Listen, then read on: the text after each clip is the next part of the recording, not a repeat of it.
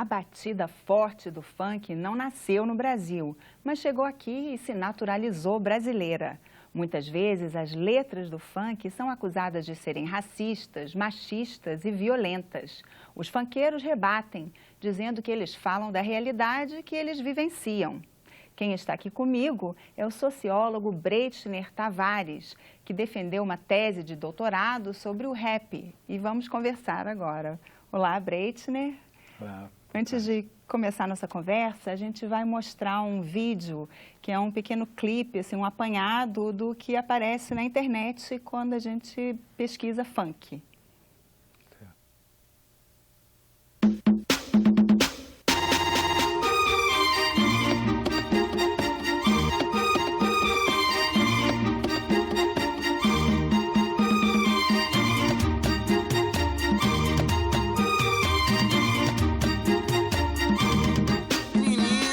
Tem um popozão.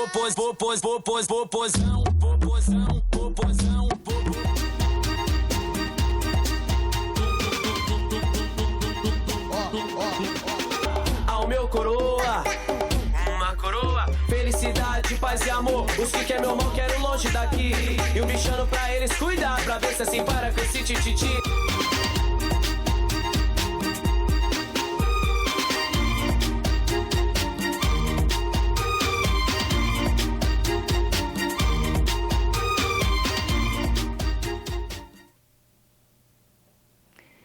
Então, na verdade, até esse apanhado que a gente fez aí já sofreu uma certa edição, que quando a gente bota mesmo na internet aparece muita coisa, assim, que não dá nem para comentar muito, assim, que é um pouco de baixaria mesmo, né? Assim, isso faz parte dessa cultura, assim, essa baixaria. Como é que você percebe isso? O funk, né, assim, é um ritmo, né, que costuma tematizar questões eróticas.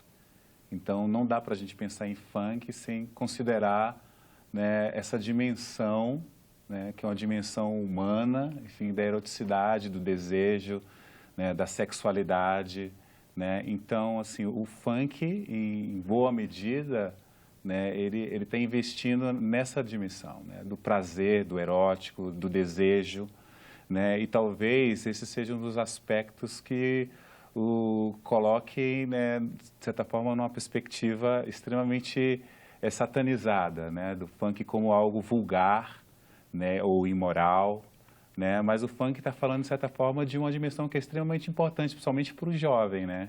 Que é essa dimensão do desejo sexual, somente pensando em jovens que estão, de certa forma, se descobrindo nisso, né? Eles estão descobrindo o corpo, estão descobrindo o desejo, né, que são coisas que realmente compõem, né, a vida especificamente desse ser, do jovem, né? Então, assim, eu acho que tem a baixaria, em algumas medidas, porque o funk também é uma coisa heterogênea. Você tem desde um funk, enfim, cantado por crianças, que pode ser um funk, às vezes, até meio ingênuo, né? Ou um funk Agora, ambíguo. mesmo esses de crianças, muitas vezes são crianças falando de assuntos que são extremamente de adultos, vamos dizer assim. E cria... que elas, às vezes, nem entendem, né, do que estão falando. Exatamente, é algo que, já, de certa forma, já tem uma outra dimensão do ponto de vista do significado, né? Então, tem uma ambiguidade que é jogada. Então, para a criança em si é algo tipicamente infantil, mas para o adulto que ouve, ele pode fazer uma outra leitura disso, né? Então, eu acho que o funk, né, uma das marcas, né, uma das características dele mais expressivas seria essa, né?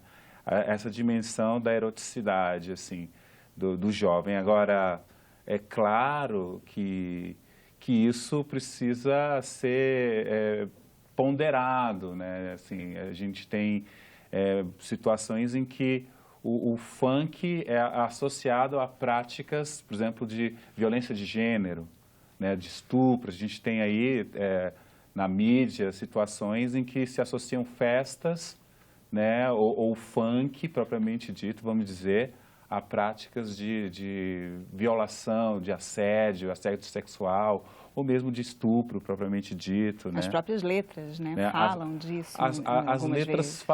As letras, em algum momento do funk, eu diria até que são letras literalmente pornográficas, né? Não vou dizer que todas elas, mas algumas letras dizem literalmente, narram situações literalmente pornográficas. Só que é uma pornografia que está sendo narrada musicalmente, vamos dizer, que realmente seria bem inapropriada em alguns ambientes, talvez, não sei, né? Então, assim, há esse tipo de funk, E, né? ao mesmo tempo, ela é narrada, mas também é coreografada, né? Ela é nos coreografada, bailes. então existe toda uma insinuação que vai beirando, vamos dizer assim, a realidade propriamente dita da experiência sexual, né? Então, assim, essa fronteira, ela vai ficando cada vez mais tênue entre o que é só uma narrativa ambígua, do erótico, do sexual, até chegar no sexual propriamente dito, porque em algumas letras a gente vai ter realmente, né, a descrição direta sei lá, de uma relação sexual, por exemplo.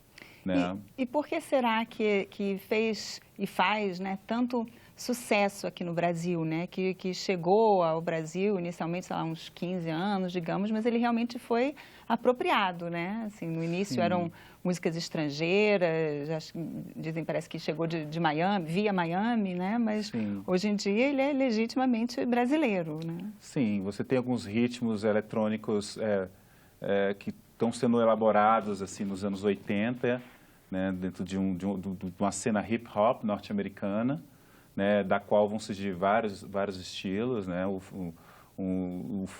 que aqui no Brasil a gente vai a princípio chamar tudo isso de funk, né? Na verdade são vários ritmos, né, e que no Brasil a gente faz essa leitura de ritmos eletrônicos, que a gente pode pegar a África Bambata, enfim, nós podemos imaginar vários grupos aí, né, mas esses grupos de acordo com o ritmo, com os ritmos. exatamente. Existe a princípio essa importação aquilo que a gente vai chamar inclusive dos melôs, né? Então nós pegamos alguns ritmos dessa música eletrônica norte-americana, né? E como a gente boa parte dos jovens que consomem isso não conhece o inglês, né?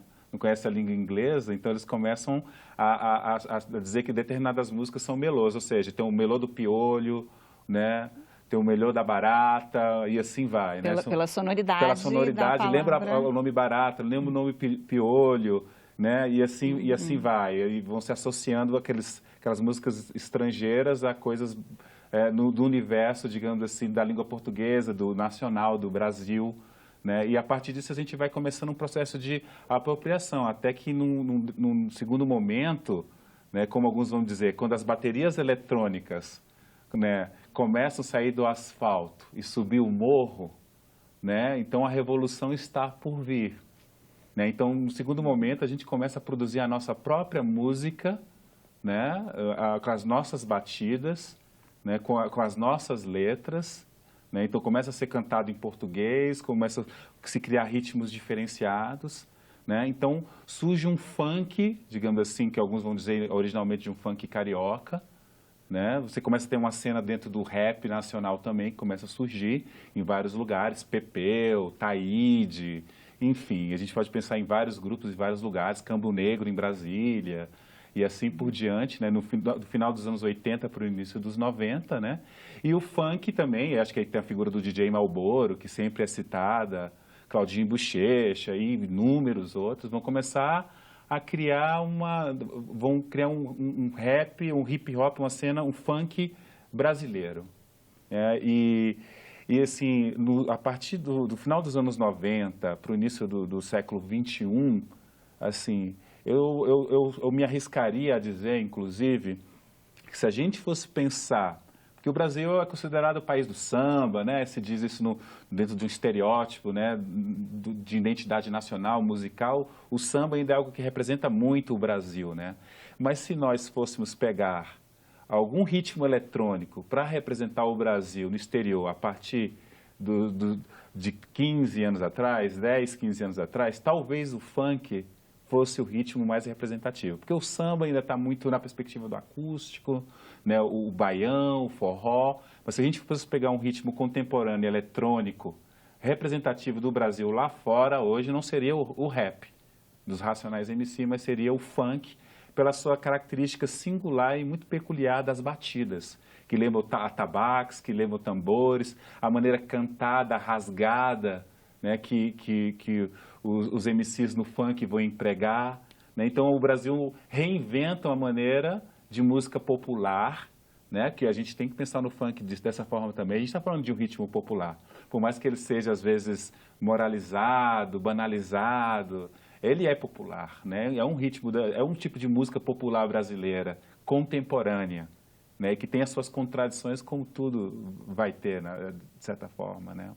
Então, eu acho que, assim, rapidamente, acho que a trajetória é essa. Acho que existe, sim, uma influência da coisa estrangeira, dos ritmos, né, que estão vindo de uma indústria fonográfica norte-americana, mas rapidamente, quando esses equipamentos e informações chegam, nós começamos a produzir as nossas próprias linguagens, né? E essa coisa do videoclipe, do acesso fácil à produção do audiovisual, como nós temos hoje, né? Então, assim, isso ainda fica muito mais difundido, né? Então, às vezes, nem passa pela mídia, digamos assim, mais oficial, né? Os próprios jovens criam seus clipes, divulgam e, de repente, né, viram uma coisa, se torna um viral, se torna, né, uma febre, todo mundo curte, assiste. Então, tem grupos aí com 8 milhões de acessos, 25 milhões de acessos que não estão na grande indústria fonográfica, mas as pessoas estão vivendo disso e produzindo, né, esse tipo de coisa nas suas comunidades, né? E isso em todo o Brasil, inclusive no Distrito Federal, nós temos vários grupos amadores que eventualmente se apresentam em casas noturnas, né, nas cidades mais periféricas do Distrito Federal, né? Agora, Enfim. você falou no samba, o próprio samba também chegou a ser perseguido, né? Assim, às vezes é feito, inclusive, um paralelo, né, com o funk hoje em dia. Como você vê isso? Eu acho que há uma continuidade aí com relação à história da música popular negra brasileira, se é que eu posso chamar dessa forma, né? Então o samba, que surge num contexto de vários ritmos que são articulados ali por uma população negra brasileira, enfim, nas favelas, enfim, em vários rincões do país. Então nesse samba se fala de tudo, se fala do cotidiano, se fala das dores, do sofrimento, né? Se fala também das alegrias. Então, o samba, ele tinha um potencial de crítica social e até, de certa forma, de uma mobilização, de uma reflexão do Brasil de então, né?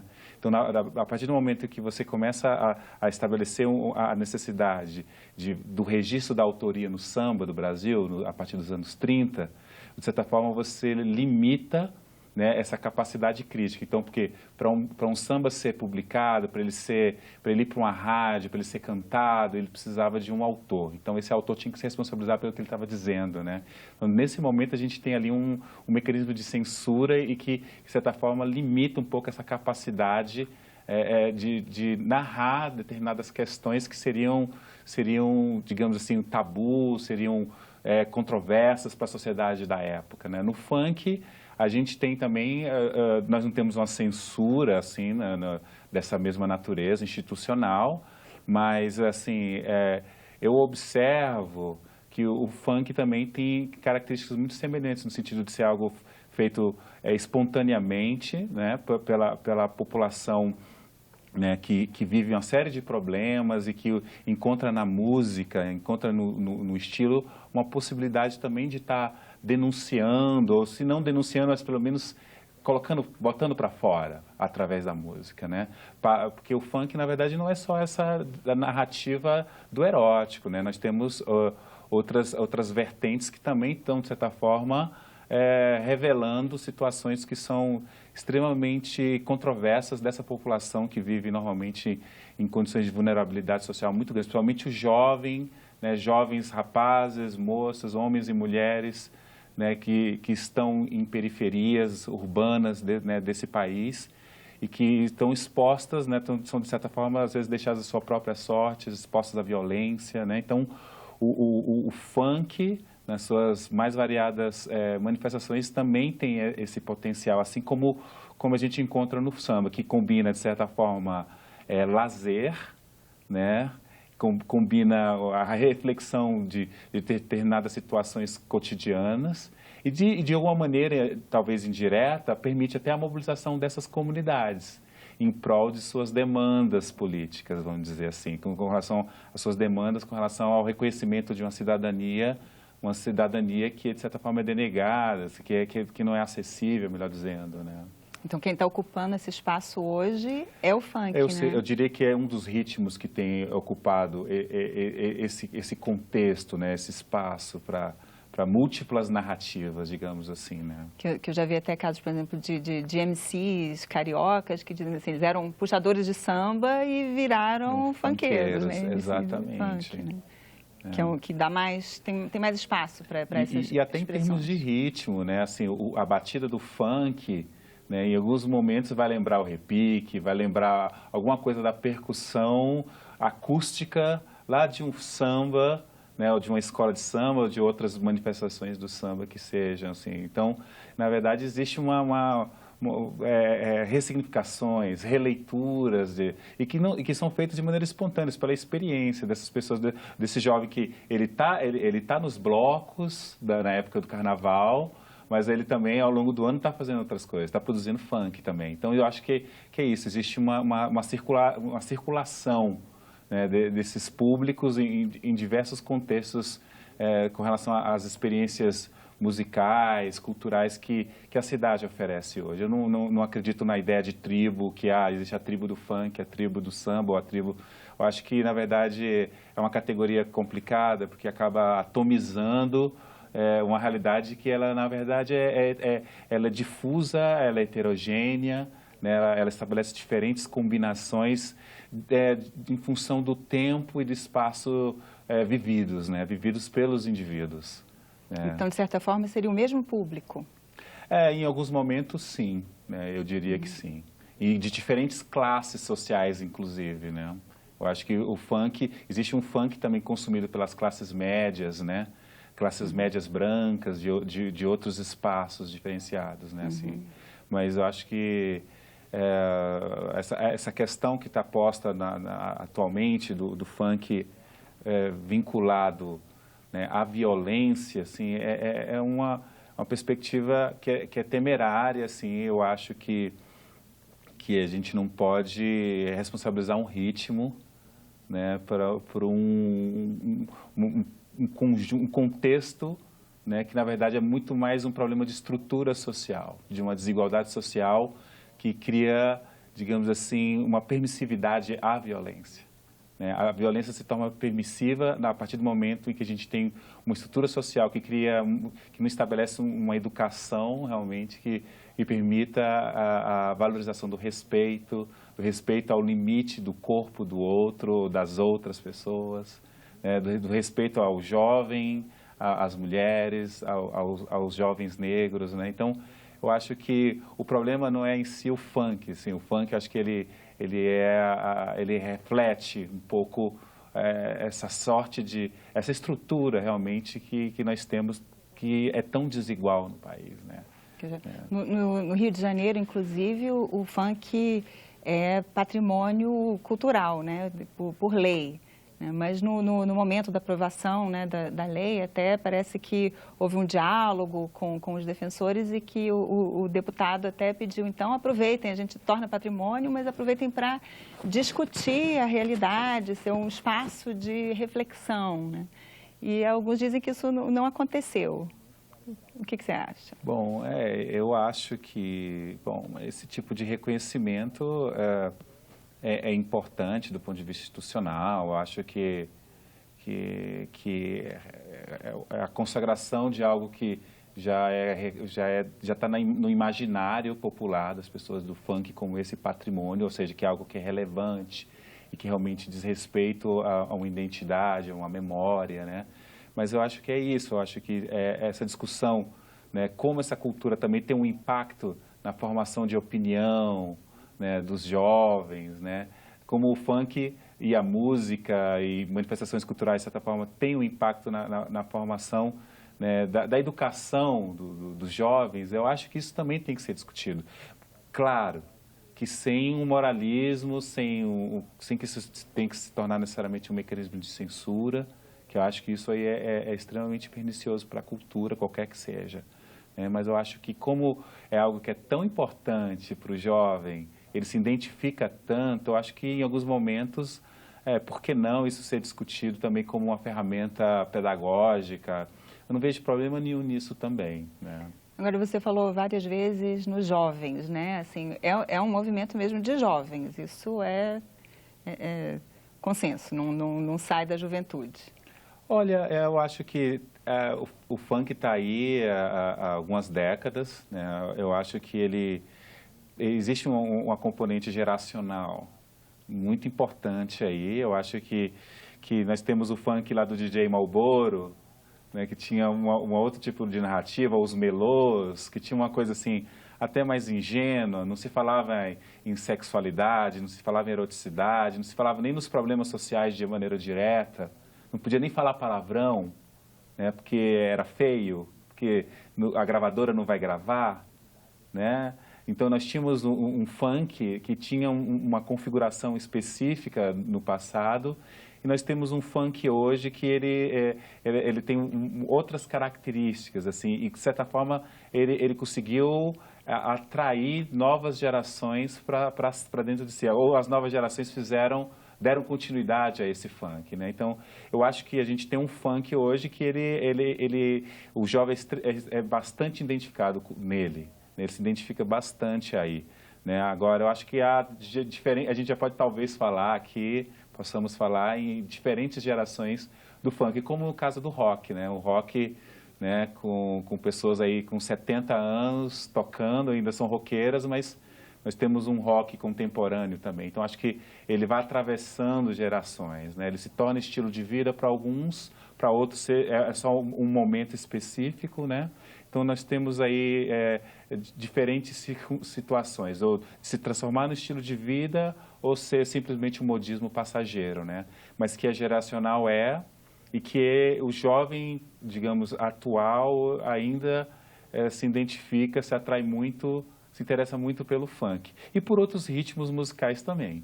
Como nós temos música sertaneja, né? Nós temos música, o axé, não sei, enfim, vários outros estilos. Agora, o funk hoje já aparece até em novela, baile funk, em filme, em trilha de propaganda.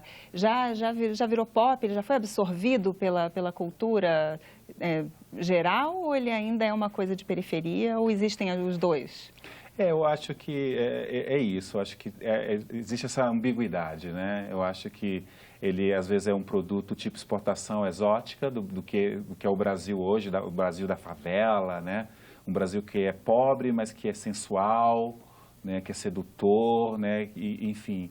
Eu acho que existe esse funk e que ele, às vezes, ele é colocado num pacote ali e que, de certa forma, pode ser consumido por várias classes, até fora do país.